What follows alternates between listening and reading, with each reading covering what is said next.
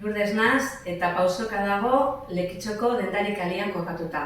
Eta gizonezko eta emakumeen kalidadezko zapatak eskaintzen doraz. 37 urte eta gero ileapaintzaile moduan, amets bat neukan, eta pasio bat, zapatak izan dizena beti, eta esan eban on edo sekula bez.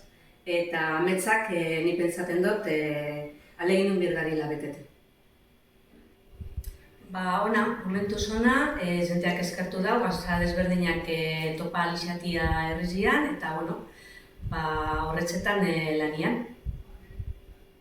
Animateko, gauzak ez dizela errezak, baina laguntzan dizarraz Leharti bai fundazio partetik estudio ekonomiko bat egin da, eta norren ilusioa ipinitza alegintzeko eta hitzeko, ametsak egi bihurtzen.